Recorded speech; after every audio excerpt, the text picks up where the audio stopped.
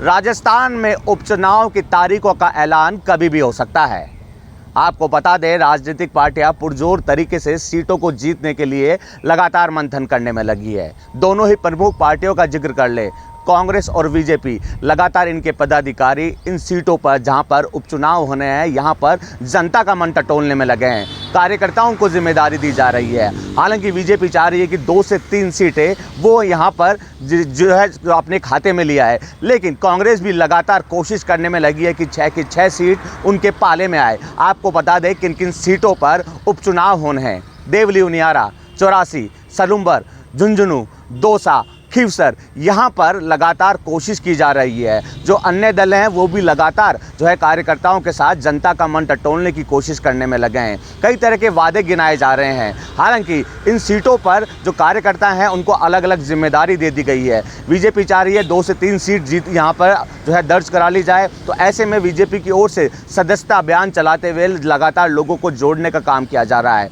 वहीं कांग्रेस का अगर जिक्र कर लें तो कांग्रेस के पीसी चीफ गोविंद सिंह डोटासरा ने अलग अलग पदाधिकारियों को जिम्मेदारी दी है, जो लगातार इन जिलों में जाकर जनता का मन टटोल रहे हैं और कार्यकर्ताओं को जनता के बीच में जाने के निर्देश देने में लगे हैं। अब जो है आरएलपी का जिक्र कर ले, आरएलपी भी लगातार अपना दमखम दिखाने में लगी है। भारत आदिवासी पार्टी भी अपना दमखम दिखाने में लगी है। तो ऐसे में इस बार रोचक मुकाबला इन सीटों पर देखने को मिलेगा। एक तरफ विधानसभा चुनाव में गठबंधन के जरिए कांग्रेस ने प्रत्याशियों को मैदान में उतारा। इस बार भी चर्चा यही चल रही है कि उपचुनाव से पहले कांग्रेस जो छोटे दल हैं उनके साथ जो है चर्चा करेगी और गठबंधन के साथ प्रत्याशियों को मैदान में उतारेगी। कई तरह के मुद्दों को बुनाने की कोशिश की जा रही है। जब विधानसभा चुनाव थे तो बीजेपी जो है महिला उत्पीड़न, बढ़ते अपराधों का मुद्दा बुनाने में लगी थी और जो है कांग्रेस इस बार यूँ कह सकते हैं कि पेपर लीक का मुद्दा भी उठाने में लगी है। कांग्रेस का कहना है पेपर लीक के लिए कानून हम लेकर आए और हमने ही जो युवा अभ्यर्थी हैं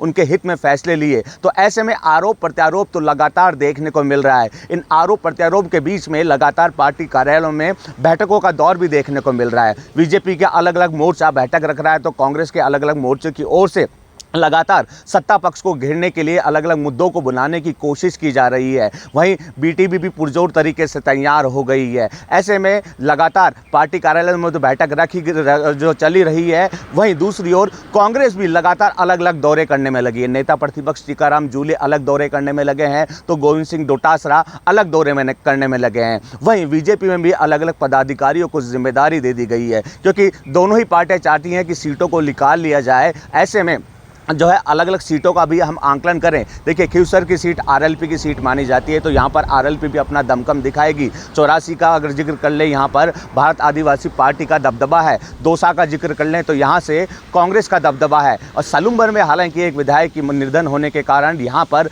बीजेपी की सीट मानी जाती थी, तो लेकिन कहीं ना कहीं इस सीट को निकालने की बीजेपी कोशिश करेगी, लेकिन सेधमारी की कोशिश कांग्रेस की ओर से भी की जाएगी। हालांकि माना जा रहा है कि जल्द तारीखों का ऐलान हो जाएगा, उससे पहले राजनीतिक पार्टियां पुरजोर तरीके से तैयार हो चुकी हैं। वसंत पांडे, TV9 जयपुर।